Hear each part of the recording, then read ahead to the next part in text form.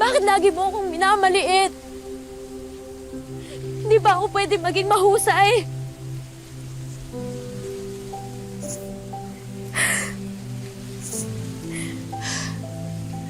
Kaya kong patunayan sa'yo ngayon.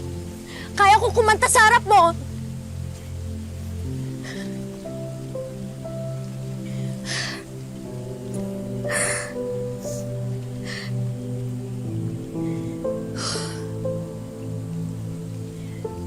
Sa isang pangarap, ako'y naniniwala. Ako ay lilipad at ang lahat makakakita. Unti-unting mararating, tagumpay ko'y makikita. Patuloy ang pangarap. Fake naman pala. Wala magaling. Yabang mo. Hindi mo abot ng nota. Hindi ka magaling.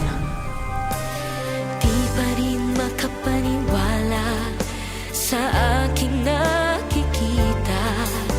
Lahat ng panalangin ko ngayon may kasagutan. Lahat ng pinagdaanan at pinaghirapan nagbigay ng kalakasan upang marating ang isang pangarap. Ako'y naniniwala. Ako ay lilipad at ang lahat makakakita. Sa isang pangarap, ako'y naniniwala. Hindi ako titigil hanggat aking makakaya. Unti-unting mararating, tagumpay ko'y makikita. Patuloy ang pangarap. Kahit saan, kahit kailan, alam kong ako'y patunga sa marami pang tagumpay. Sa isang pangarap, ako'y naniniwala. Ako ay lilipad at ang lahat makakakita. Sa isang pangarap, ako'y naniniwala. Hindi ako titigil hanggang aking makakaya. Unti-unting mararating, tagumpay ko'y makikita. Patuloy ang pangarap. Patuloy ang pangarap. Patuloy ang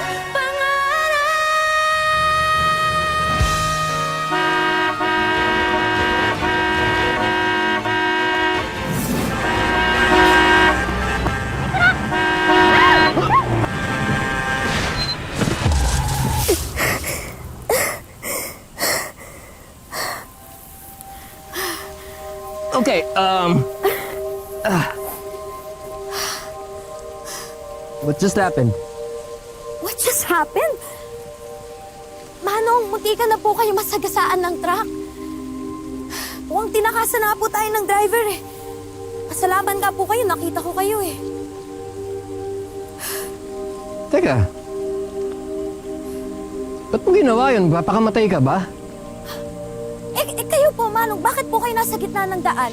Baka kayo po ang gusto mong pakamatay dyan.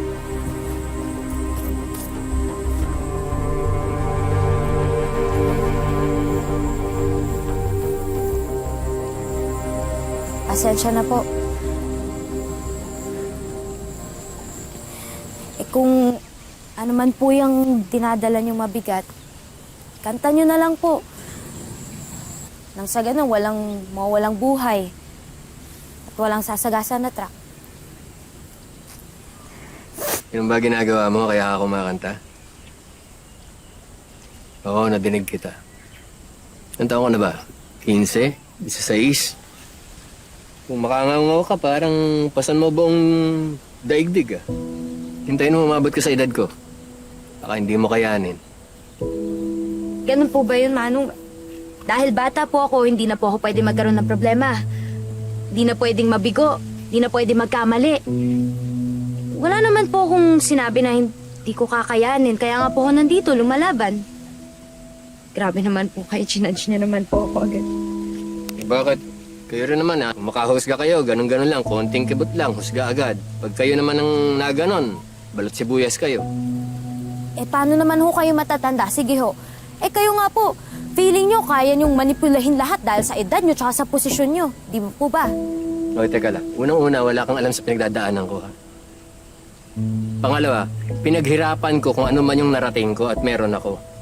Kaya, bago ka magsalita sa akin ng ganyan, maranasan mo munang tanggalin sa'yo yung bagay na pinagbuhusan mo ng buong puso. Isasara na nga po nila yung Maakahay eh. Di man lang nila kami inisip ng mga estudyante nila.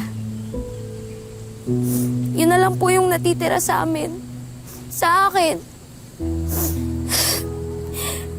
Paano po pag mawala pa yun? Hindi ko na po alam po anong gagawin namin. Kaya huwag niyo po sasabihin sa akin na wala po akong alam sa mga bagay na yan. Lalo na't kung yung tanging pag-asa namin yung pilit na inagaw sa amin.